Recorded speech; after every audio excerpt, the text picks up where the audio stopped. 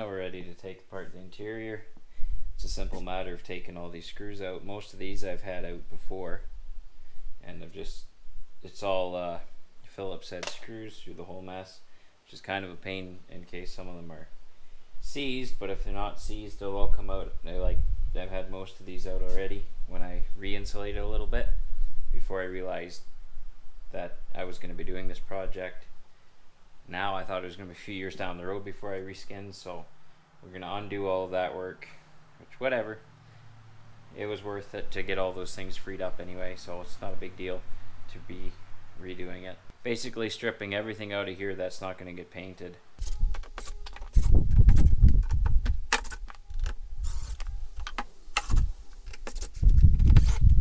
I would love if someone could tell me where to find these bolts, or sorry, these screws, self-tapping fine thread. Well, fairly fine thread. I'm not sure what the technical term is for that. Like a wide head with a little washer underneath it, and a Phillips head. I'm not sure where I'd go to find that, but I'd rather not reuse these. As long as I can find one that matches the thread, that's the important bit, because I don't want to be running different threaded self-tappers in and just completely ruin the holes. They have to be the right thread. So if anyone knows offhand what the Peterbilt screw is and lets me know, that would be awesome.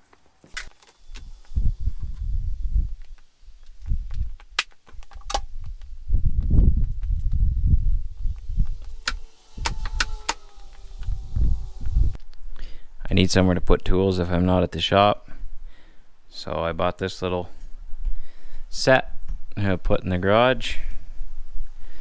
Or anyone wants to send stickers and have them put on this tool chest, then let me know. If anyone wants to send me stickers, I'll put them on the box.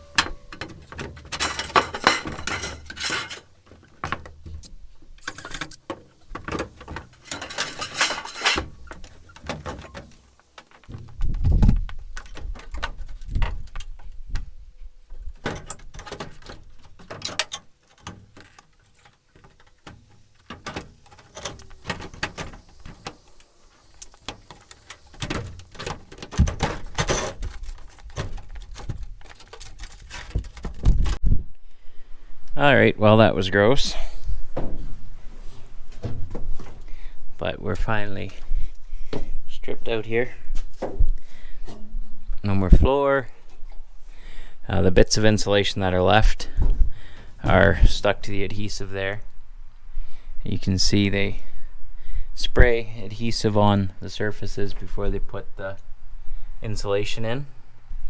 So that kind of stuck, but the point was to get it all out of the corners or anywhere I'm going to be working to get the panels off. One thing I am glad is that there's a couple pieces of steel in the bunk, like here, and they're not too rusty. Doesn't seem like that's causing a big problem, so that'll be good. The cab has some spots where it is pretty rusty, where water was getting in.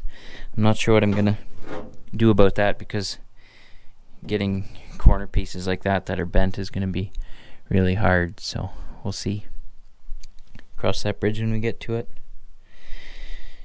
So now I just gotta finish stripping out the wiring, the load lights, which are one in each corner there, and once that's done, I guess we will take the doors off, remove all the seals, the old seals, and a whole lot of mouse dirt. It was pretty hard breathing sometime in here. Yeah, it didn't stink as bad as it did the first time I pulled it out there a couple of years ago, but there was so much in here that I never found, especially down along here. So this is good. I'm real happy to be able to do it right this time. Start from scratch and know there aren't any surprises. So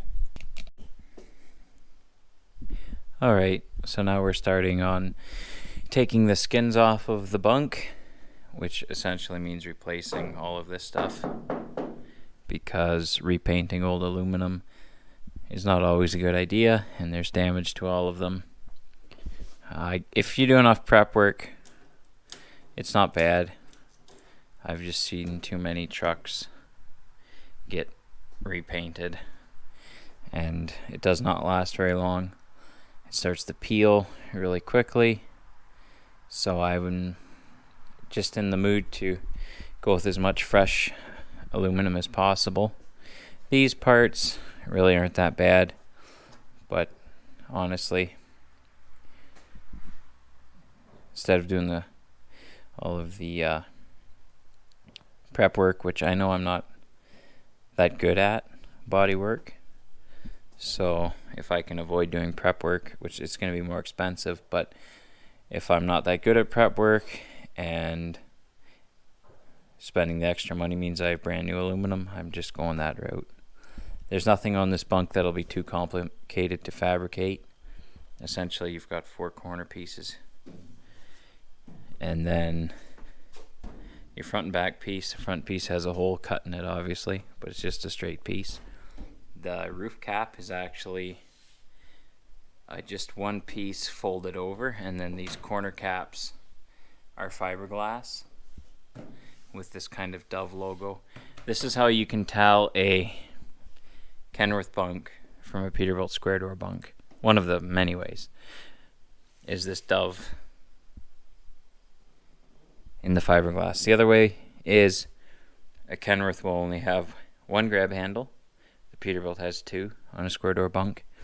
And on a Peterbilt, this bar in here is hidden, and on an A model, it's exposed. So there's 2 distinctive doors with 2 distinctive seams, top and bottom, across this support bar. On a Peterbilt, there's just one seam between the 2 doors. It's interesting to notice the different constructions in the bunk. So I'll go inside. I've started taking it apart already.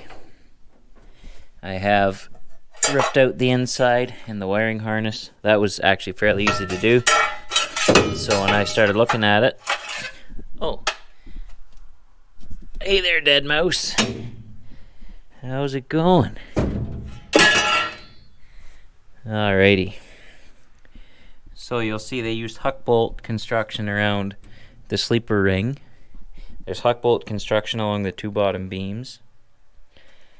Other than that, there is an awful lot of... Oh, now this is interesting. So on the fiberglass parts, and some of this bunk has been apart before because it's not consistent. But on the fiberglass parts, you can see here that it's actually not even huck bolt. It's 1/4 inch carriage bolts. Actually, it's smaller than 1/4 inch because this is a 3/8 nut. Anyway, it's not hucks or bucks. It's actually just carriage bolts, which makes sense because fiberglass, you're going to want a big old washer in there, which I suppose you can get some washer with a huck bolt, but it's not quite as good. Fiberglass, obviously weaker. Put a big old bolt through there. Now, what I mean by inconsistent is this cab corner has actually been replaced. This piece here, and I'm not sure, but maybe these pieces, these 3 pieces in the corner have been replaced, because on this side it still has the original adhesive and sealant along here, and this piece is put in with these carriage bolt style bolts, which is the factory, and that's in here too on this brace. This side, I guess it's hucked. See these? This is what you call a buck rivet. It doesn't have any nut on the end of it. It's simply a rivet that works through flattening the end, not flattening it or spreading it by pulling a rod through with a ball on it, but actually just flattening an end like that. A huck bolt is like that. It has an actual nut, and then it just snaps off the threaded bit in order to get a tight seal. Huck bolts are superior to rivets, but they're also more expensive and a little more time consuming. So actually about 90% of the construction on this bunk is all buck rivets like this. This is going to be a big job to drill all of this stuff out, which has turned out to be my preferred way of going about this.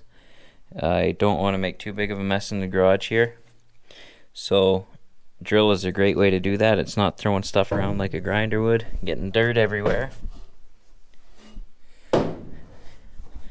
So what I've been doing is taking a center punch and putting a divot in each rivet. Here I was experimenting with a grinder, but just go and put a little divot in here that centers your drill bit, and then to drill them out, it's very simple. You've already got a center. You're not trying to chase the drill down. You just put the drill bit in the divot and it's good to go.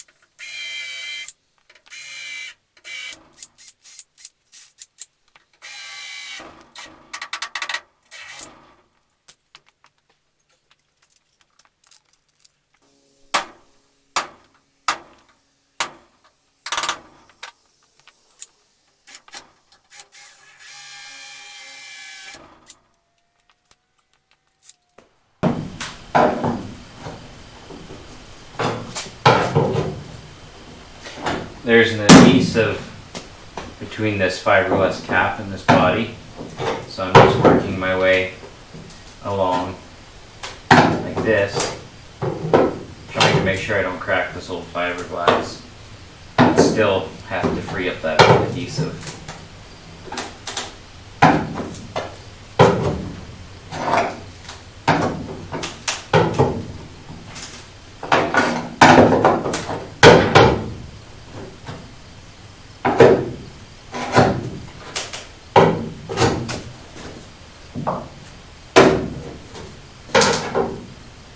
the corners are going to be hard because in order to pull a corner out, you're actually pulling the sides of it in.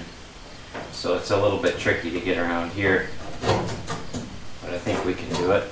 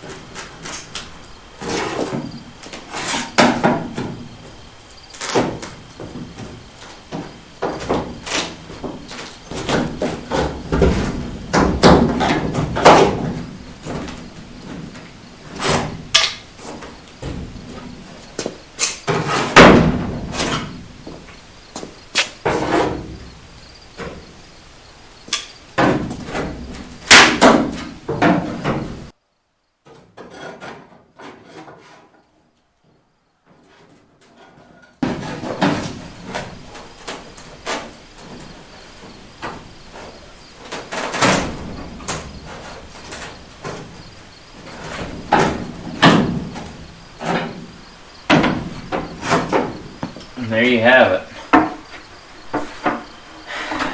Really wouldn't want to wreck this piece. Being says there's no reproduction of it. But I don't know, maybe you can get another corner and just have that put on with body filler. I don't know. I'm just glad they're in good shape on this truck. Anyway, that'll be it for this video.